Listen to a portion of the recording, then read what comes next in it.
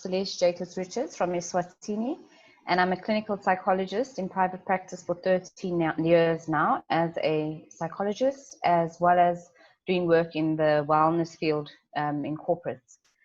So I'm going to look at and present what happens if we don't treat PTSD timeously. I think we need to recognize that generally PTSD is a progressive illness, and it's probably not going to go away on its own without any treatment.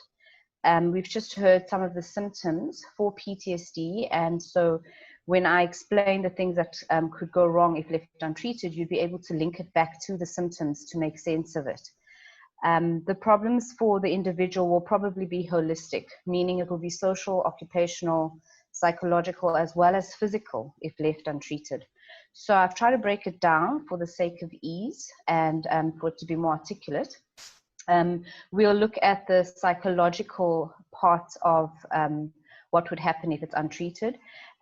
People can then end up with comorbid diagnosis, such as panic disorder, depression, substance abuse or substance dependence, and it can lead to fatal situations such as suicidal ideation, suicidal attempts, or successful suicide.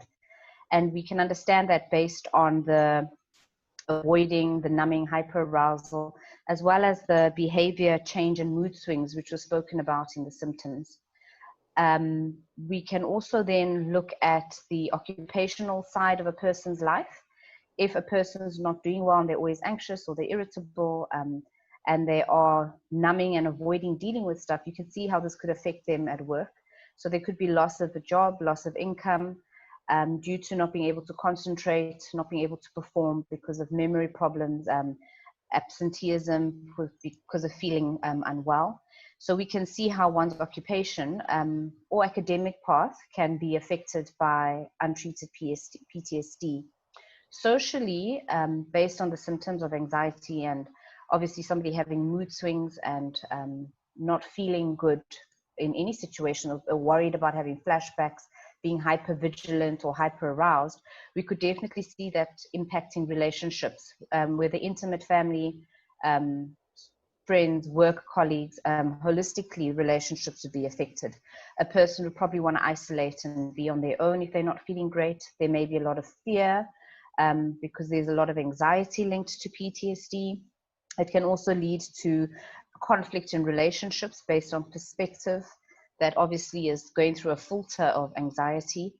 There's also the issue of sleep and appetite being impacted, which I think then obviously leads to the physical effects and the medical health effects of untreated PTSD.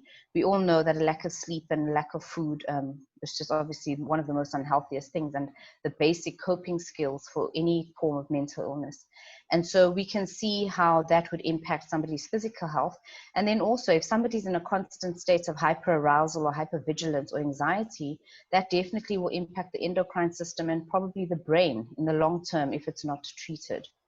So I've tried to summarize and touch on the different areas to show how overall an individual who does not have treatment for PTSD timeously will have an